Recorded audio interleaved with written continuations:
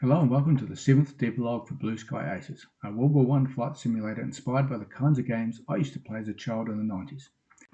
The demo has been available for a little over a month now on Steam, and I've received some really useful feedback so far, so big thanks to those who've helped out. However, I'd really love some more, so if you haven't already, pop over to the Steam page and give it a try. It's free, and I'd really appreciate your feedback. Oh, and don't forget to wishlist it. I'm going to add a few more improvements to the demo before the upcoming Steam Next Fest in a couple of weeks. Time to hopefully improve my odds of getting some more wish lists.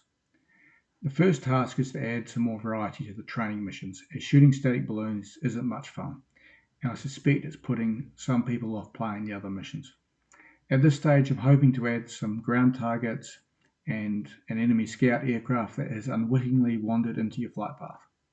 I'm also thinking that because reconnaissance was such a big part for aircraft in the First World War, that it would be great to be able to build some gameplay around it. My current plan is to be able to take a photo of the ground below at certain waypoints where you have to fly straight and level to get the picture. Of course, that wouldn't be as easy as it sounds when you're having to avoid enemy aircraft trying to shoot you down.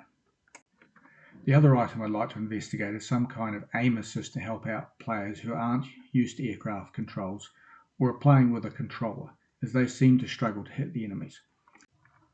I haven't decided on the exact approach yet, but I'd like to show a target lead indicator to help you know where to aim, and possibly have a bit of magnetism on the bullets to make them bend towards the target, so that what would have been a near miss becomes a hit. Whatever I choose, it will be configurable, so if you don't like this sort of thing, don't worry, you'll be able to disable it. I'd be keen to get people's feedback on this one, so please leave your thoughts in the comments.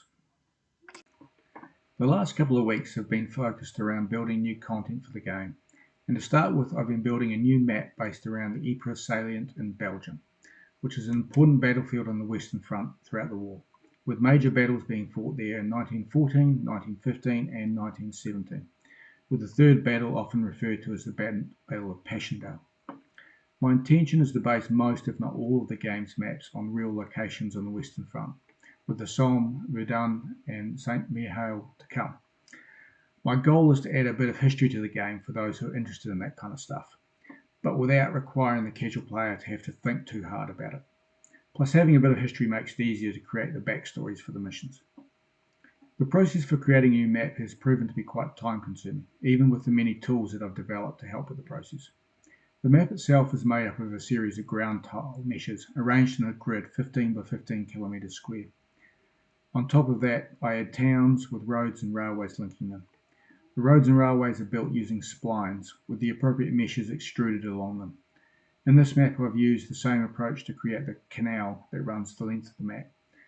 Intersections and bridges are used to connect the roads and railways, which is subsequently used by the traffic system to route vehicles from one road to another.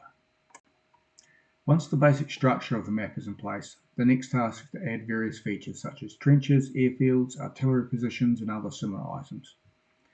The final task is to add trees and other environmental elements like grass and rocks.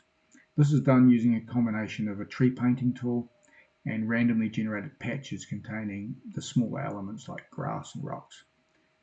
Now that this map is mostly complete, the next task will be to define the missions that utilize it, but that'll be a subject for next time. Well, that's it for this time. If you enjoyed this, then please hit the like button. It's a tiny thing, but it really does help get more people to view these videos. And subscribe if you'd like to stay up to date with my progress. If you'd like to know more, then check out the link in the description to the game's Steam page and give it a demo a try. Don't forget to wishlist it so you'll be notified of any updates.